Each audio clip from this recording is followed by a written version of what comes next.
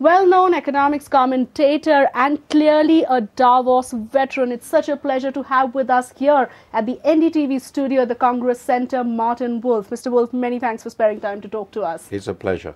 Is the mood here in Davos this year one of cautious optimism? Yes, I think pretty clearly. It's really about 7 years since the crisis began, 6.5 years, and there is a sense that stability is returning and that we can expect growth of some kind in most of the developed countries and maybe even quite rapid growth in the US and possibly the UK. There's a sense there is some anxieties about some parts of the emerging world, but they're not excessive. So yes, I think not only is there a mood of short-term optimism, maybe exaggerated, but it allows people to shift to more structural questions, longer-term questions, rather than just focusing on immediate crises.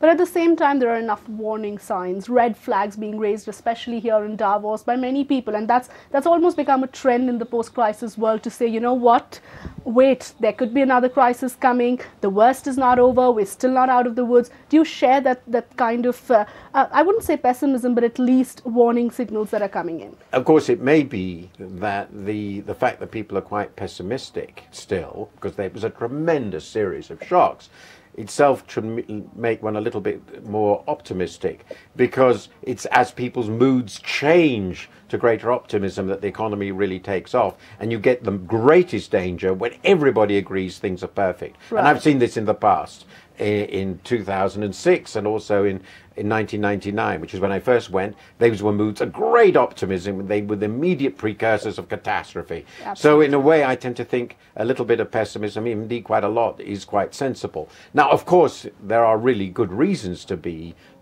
concerned. I think particularly in Europe, where the crisis is clearly not over. The recessions remain very deep. The political repercussions of that are not clear. There are big debt overhangs still. It's also true that the amount of deleveraging, reduction in debt in the European economy has been really quite limited. The banks are still a question. The European Central Bank is doing a review of the quality of the banks. We don't know what's going to come out of that.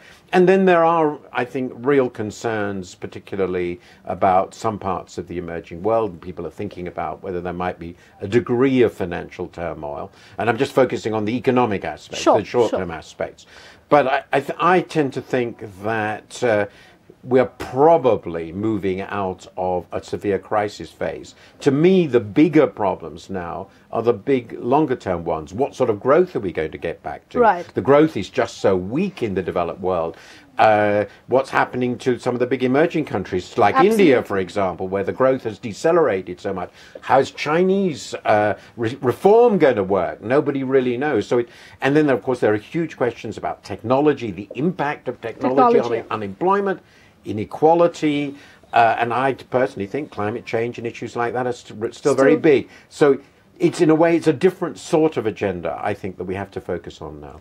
The fact remains that the impact that the financial crisis and the Eurozone crisis has had on emerging countries like India has been much worse than what most people had expected. And that remains the big worry. How do countries like India get back those growth rates? We've slowed down sharply, and we're now talking about only 5% growth in this financial year. Clearly a disappointment. Yes, absolutely. After all, not so long ago, people were talking about India's growing at 10% a year.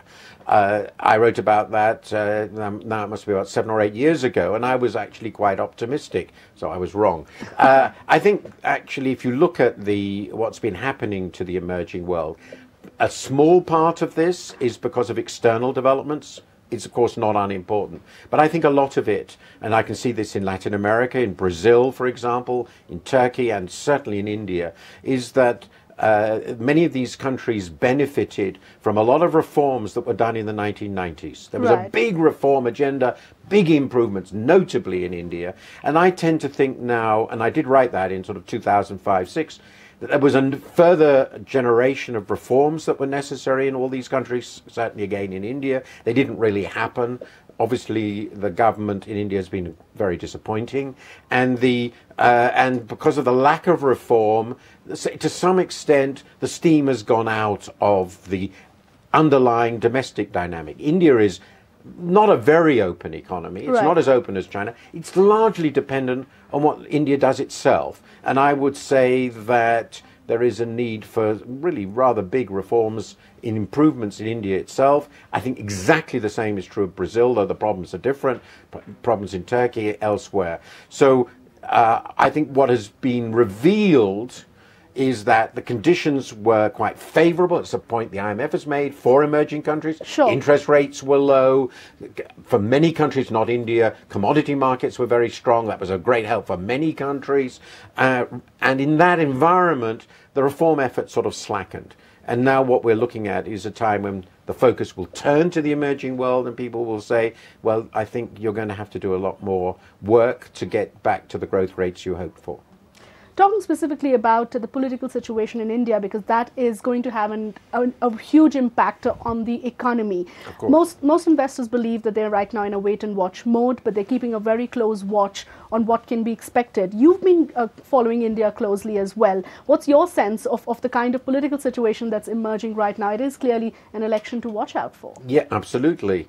Now, what I read, this is of course from abroad, is there is quite a strong expectation that the next government will be headed by Mr. Modi.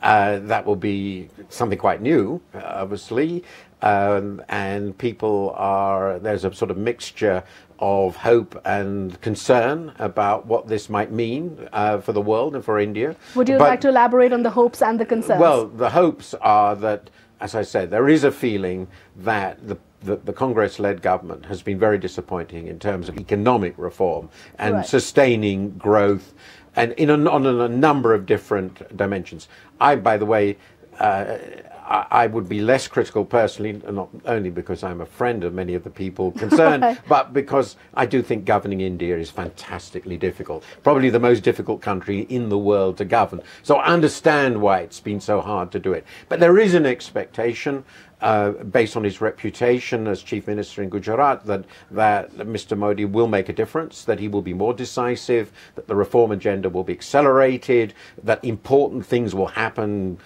Infrastructure remains a huge concern, the efficiency of the infrastructure system, using government resources more effectively, managing the public finances better. That's been a terrible problem. Of course, many of the big issues in India are state issues, education, for example, but at least the central government could do more. The concern is, of course, we all know there are concerns about the BJP itself and Mr. Modi in terms of communal relationships, how well that will work, and whether one is sort of used to Congress-led governments in the end. That has been the dominant governance of India, and a BJP-led government, if that's what happens, which will be a complex coalition, is a sort of unknown quantity.